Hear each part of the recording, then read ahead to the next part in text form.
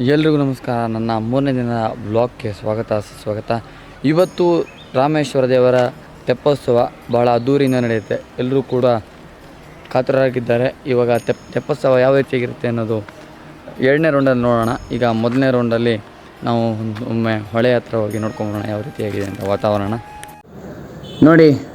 ಹೋಗಲಿ ನಂತರ ಈಗ ರಾಮೇಶ್ವರ ದೇವರ ಅವಮೃತ ಸ್ನಾನಕ್ಕಾಗಿ ನಾವೆಲ್ಲರೂ ಕೂಡ ಬಂದಿದ್ದೀವಿ. ಇಲ್ಲಿ ನೋಡಿ, ಪಲ್ಲಕ್ಕಿಯವರು ಪಲ್ಲಕ್ಕಿಯನ್ನು ನೀಟಾಗಿ ತೊಳೆದು ಅದನ್ನು ಜೋಡಿಸ್ತಾ ಇದ್ದಾರೆ. ಈಗ ಎಲ್ಲ ಪಟ್ಟಣ ಪಂಚಾಯತಿಯ ಹಿರಿಯರು ಸ್ನಾನವನ್ನು ಮಾಡ್ತಾ ಇದ್ದಾರೆ.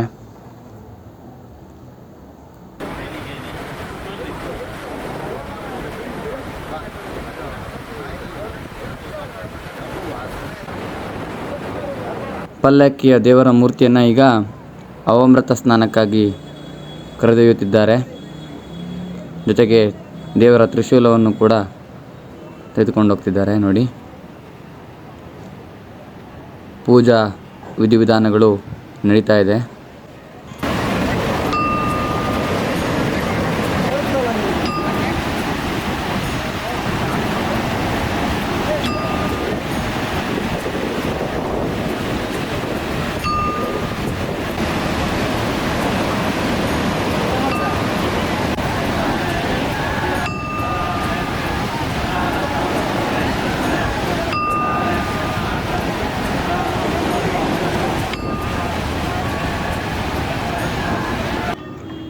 ನಾನು ಕೂಡ ಈಗ ತೀರ್ಥ ಸ್ನಾನಕ್ಕಾಗಿ ಹೋಗ್ತಾ ಇದ್ದೀನಿ.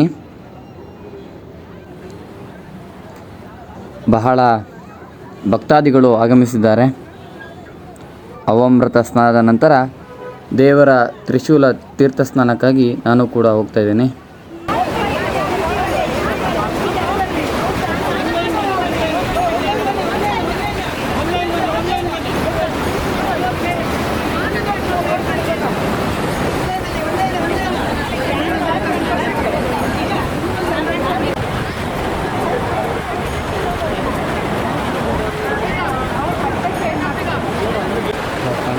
ದೇವರ ತೀರ್ಥ ಸ್ನಾನದ ನಂತರ ಈಗ ನಾನು ಪಲ್ಲಕ್ಕಿಯವರೊಟ್ಟಿಗೆ ನನ್ನ ಬಟ್ಟೆಯನ್ನು ಬದಲಾಯಿಸ್ಕೊಂಡು ಬಂದಿದ್ದೀನಿ. ಜೋರು ಬಿಸಿಲಿದೆ.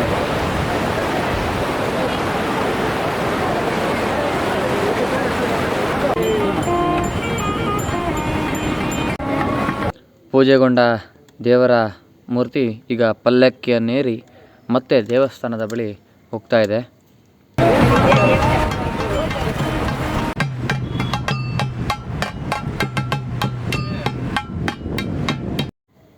ನಾವು ಕೂಡ ಈಗ ಪಲ್ಲಕ್ಕಿ ಒಟ್ಟಿಗೆ ದೇವಸ್ಥಾನದ ಬಳಿ ಹೋಗ್ತಾ ಇದ್ದೀವಿ.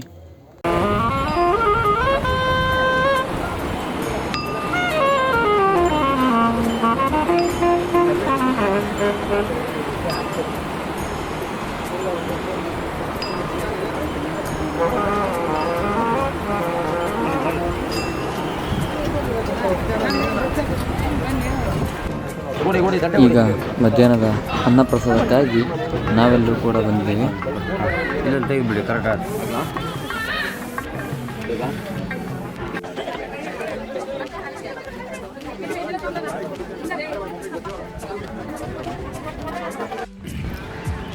ಇನ್ನು ಕೆಲವೇ ಕ್ಷಣದಲ್ಲಿ ತೆಪ್ಪೋತ್ಸವ ಪ್ರಾರಂಭ ಆಗುತ್ತೆ. ನೋಡಿ, ತೆಪ್ಪ ರೆಡಿ ಆಗ್ತಾಯಿದೆ.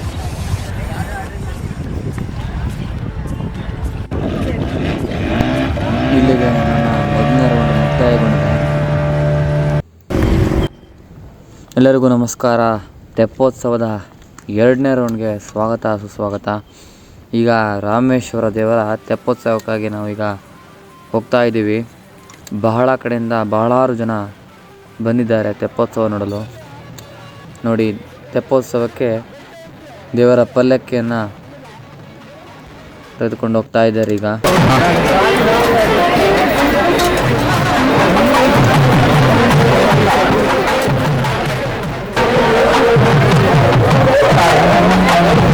ಶ್ರೀ ರಾಮೇಶ್ವರ ದೇವರ ತೆಪ್ಪೋತ್ಸವ ಕಾರ್ಯಕ್ರಮ ಟೆಲಿವಿಷನ್ ಪ್ರಾರಂಭವಾಗಿದೆ.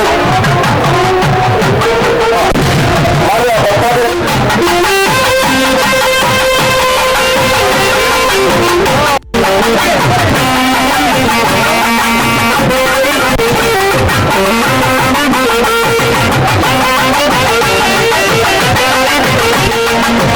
ದೇವರನ್ನು ಈಗ ತೆಪ್ಪಕ್ಕೆ ಕೂರಿಸಿದ್ದಾರೆ. ಇನ್ನು ಕೆಲವೇ ಕ್ಷಣದಲ್ಲಿ ತೆಪ್ಪೋತ್ಸವ ಪ್ರಾರಂಭಗೊಳ್ಳುತ್ತೆ ನೋಡಿ. ತೆಪ್ಪೋತ್ಸವ ಪ್ರಾರಂಭವಾಗ್ತಿದ್ದಂಗೆ ಈಗ ಆ ಕಡೆಯಿಂದ ಸಿಡಿಮದ್ದುಗಳ ಪ್ರದರ್ಶನ ಪ್ರಾರಂಭವಾಗತ್ತೆ ನೋಡಿ.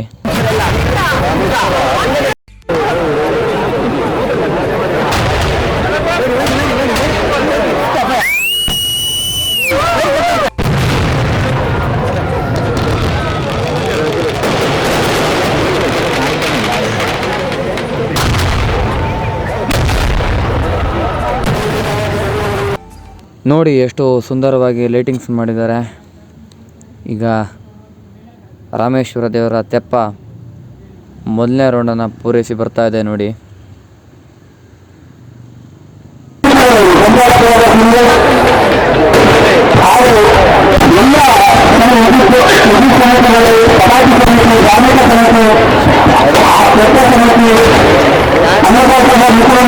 ಇಲ್ಲಿ ಬಂದಿರೋದ್ರಲ್ಲಿ ಸೌಂಡ್ ಸಿಸ್ಟಮ್ ಹಾಗೂ ಲೈಟಿಂಗ್ಸ್ SAS ಮಾಲೀಕರಾದ ರಕ್ಷಿತ್ ತೋಂಬ್ಳೆ ಅವರು ನಮ್ಮ ಒಂದು ಚಾನಲ್ ಬಗ್ಗೆ ಸಂತೋಷ ವ್ಯಕ್ತಪಡಿಸಿದ್ರು. ಧನ್ಯವಾದಗಳು ಅವ್ರಿಗೂ ಕೂಡ. ಈ ರೀತಿಯ ಸಿಡಿಮದ್ದುಗಳ ಪ್ರದರ್ಶನ ಹಾಗೂ ರಾಮೇಶ್ವರ ದೇವರ ತೆಪ್ಪೋತ್ಸವವನ್ನು ನೋಡಿದ್ರೆ ಒಮ್ಮೆ ಸ್ವರ್ಗವನ್ನು ನೋಡಿದಾಗೆ ಆಗುತ್ತೆ ಅಂತ ಹೇಳ್ಬೋದು. ನಮ್ಮ ವಿಡಿಯೋ ಮುಖಾಂತರ ನೀವು ರಾಮೇಶ್ವರ ದೇವರ ತೆಪ್ಪೋತ್ಸವವನ್ನು ಈ ಒಂದು ಅದ್ಭುತವಾದ ಸಿಡಿಮದ್ದುಗಳ ಪ್ರದರ್ಶನವನ್ನು ನೋಡಿ ಕಣ್ಣನ್ನು ತಂಪು ಮಾಡ್ಕೊಳ್ಳಿ ಅಂತ ಕೇಳ್ಕೊಳ್ತಿದ್ದೀನಿ.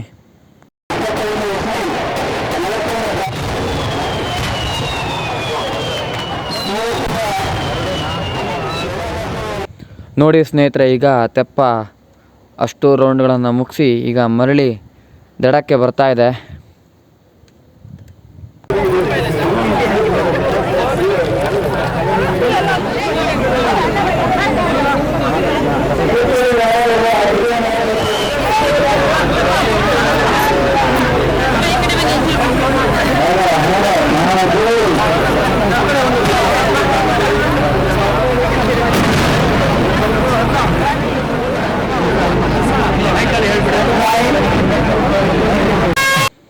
ಈಗ ಮರಳಿ ಪಲ್ಲಕ್ಕಿ ಶ್ರೀ ರಾಮೇಶ್ವರ ದೇವಸ್ಥಾನಕ್ಕೆ ಹೋಗ್ತಾ ಇದೆ ನೋಡಿ.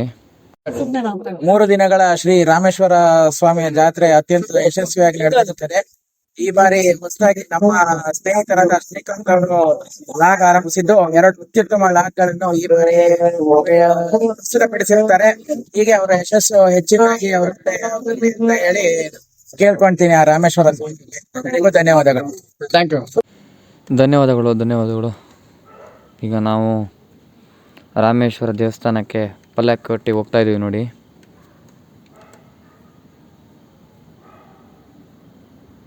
ದೇವರನ್ನು ಪಲ್ಲಕ್ಕಿಯಿಂದ ಶ್ರೀ ರಾಮೇಶ್ವರ ದೇವಸ್ಥಾನಕ್ಕೆ ಮರಳಿ ತಗೊಂಡು ಹೋಗ್ತಿದ್ದಾರೆ. ಈಗ ಇಲ್ಲಿ ಸಂಧಾನ ಇರುತ್ತೆ ನೋಡಿ, ಸಂಧಾನ ನಡೀತಾ ಇದೆ. ಶಿವ ಪಾರ್ವತಿಯರ ಸಂಧಾನ. ದೇವತೆಗಳ ಸಮೇತನಾಗಿ ಕುಳಿತಿರುವಾಗ ಪಾರ್ವತಿಯು ಕೇಳಿರುತ್ತಾಳೆ, ನಾನು ಪುಣ್ಯಕ್ಷೇತ್ರಗಳಲ್ಲಿ ಸಂಚಾರ ಮಾಡಬೇಕು ಎಂಬ ಸಂಕಲ್ಪದಲ್ಲಿ ಪಾರ್ವತಿ ಕೇಳಿದ ಜ್ಯೇಷ್ಠ. ಹಾಗಾಗಿ ಇಲ್ಲಿ ಹೋಗಿ ಇರತಕ್ಕಂತಹ ಒಂದು ಈ ವಿಷಮ ಸ್ಥಿತಿ ಅಥವಾ ಸಂದೇಶದ ಒಂದು ಕೊರತೆಯೋ ಅಥವಾ ಒಂದು ಏನು ತಿಳುವಳಿಕೆಯ ಕೊರತೆಯೋ ಗೊತ್ತಿಲ್ಲ. ಆ ಸ್ಥಿತಿಯನ್ನು ನೋಡಿ ಅಲ್ಲಿರುವ ವಿಷಯವನ್ನರಿತು ಸಮಗ್ರ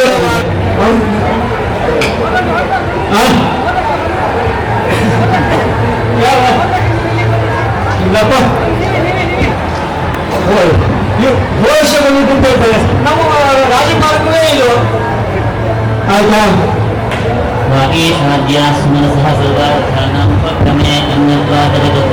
ಶಿವ ಪಾರ್ವತಿಯರ ಸಂಧಾನವನ್ನು ಈಗ ನಡೆಸ್ತಿದ್ದಾರೆ.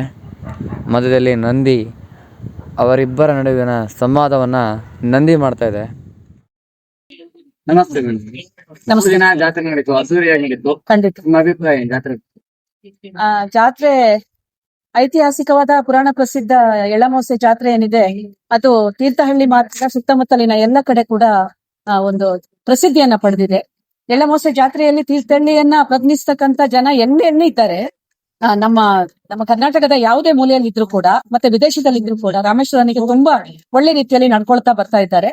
ಯಾಕಂದ್ರೆ ನಂಬಿದಂತ ರಾಮೇಶ್ವರ ಯಾರನ್ನ ಕೈ ಬಿಡೋದಿಲ್ಲ ಅನ್ನುವಂತಹ ಒಂದು ನಾಣ್ಣುಡಿಯ ಪ್ರಕಾರ ಈ ಪುರದೈವ ರಾಮೇಶ್ವರ ಎಲ್ಲರನ್ನ ಕಾಪಾಡ್ತಾ ಬರ್ತಾ ಇರೋದು ನಮ್ಮೆಲ್ರಿಗೂ ಹೆಮ್ಮೆಯ ವಿಷಯ.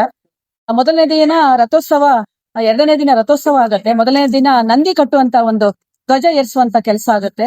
ಮೂರನೇ ದಿನ ತೆಪ್ಪೋತ್ಸವ ಕಾರ್ಯಕ್ರಮ.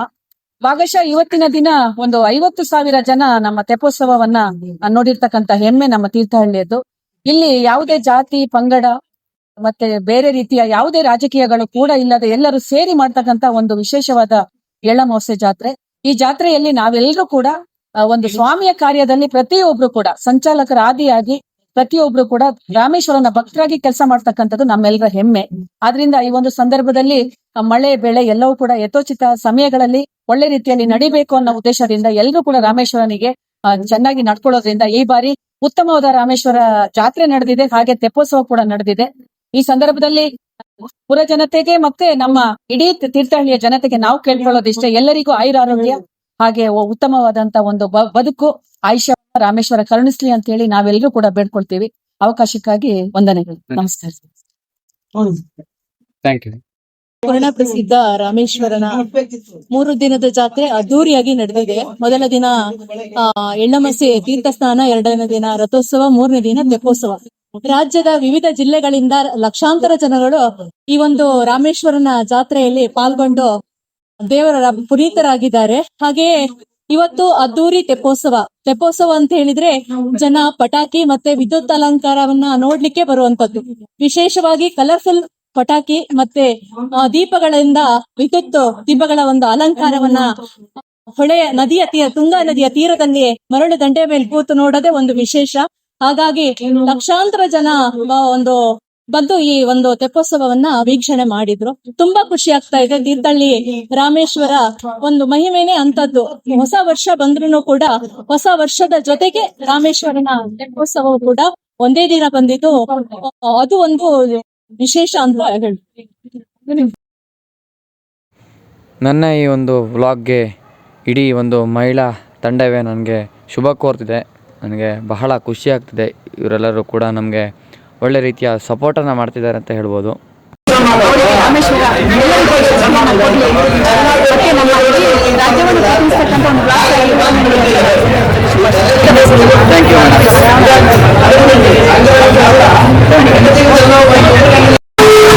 ಈಗ ಶ್ರೀ ರಾಮೇಶ್ವರ ದೇವಸ್ಥಾನದ ಮುಂಭಾಗದಲ್ಲಿ ಸುತ್ತೇವೆ ನಡೀತಾ ಇದೆ.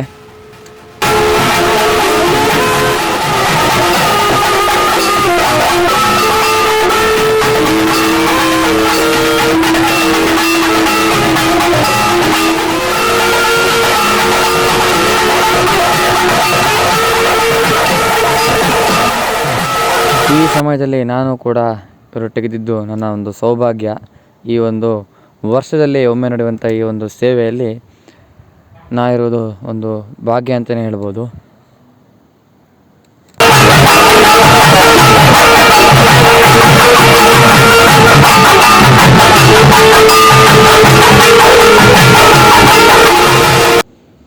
ನಮ್ಮ ಸ್ನೇಹಿತರಾದ ದಾಮೋದರ್ ಅವರು ನಾಗ ನೃತ್ಯವನ್ನು ಈಗ ಮಾಡ್ತಿದ್ದಾರೆ.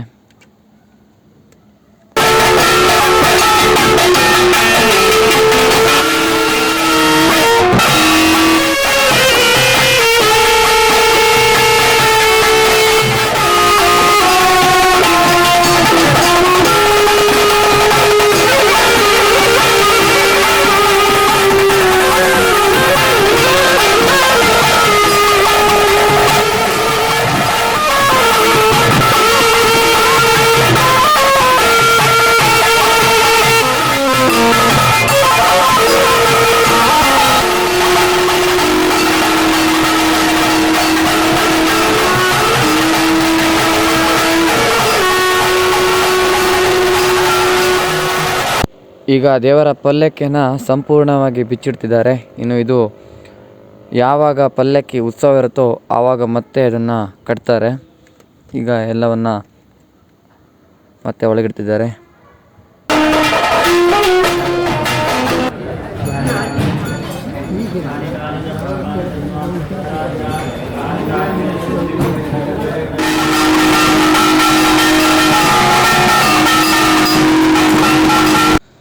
ಮೊದಲೇ ತಿಳಿದಂಗೆ ಕಂಬಕ್ಕೆ ನಂದಿಯನ್ನು ಕಟ್ಟಿರ್ತಾರೆ, ಅದನ್ನು ಈಗ ಇಳಿಸ್ತಿದ್ದಾರೆ. ಅದನ್ನು ತೆಗೆದುಕೊಂಡು ಹೋಗ್ಬೇಕಾದ್ರೆ ಯಾರು ಕೂಡ ಅಡ್ಡ ಬರಬಾರ್ದು ಅಂತ ಒಂದು ನಂಬಿಕೆ.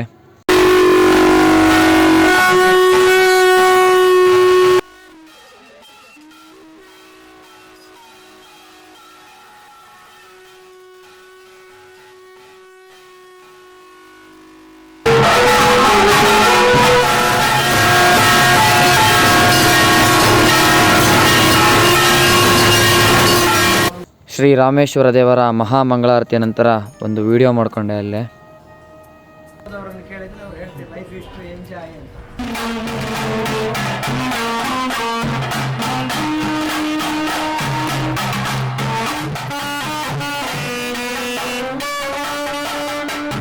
ಈಗ ಕೊನೆಯದಾಗಿ ರಾಷ್ಟ್ರಗೀತೆಯ ಮುಖಾಂತರ ಜಾತ್ರೆಯನ್ನು ಮುಕ್ತಾಯಗೊಳಿಸ್ತಾರೆ.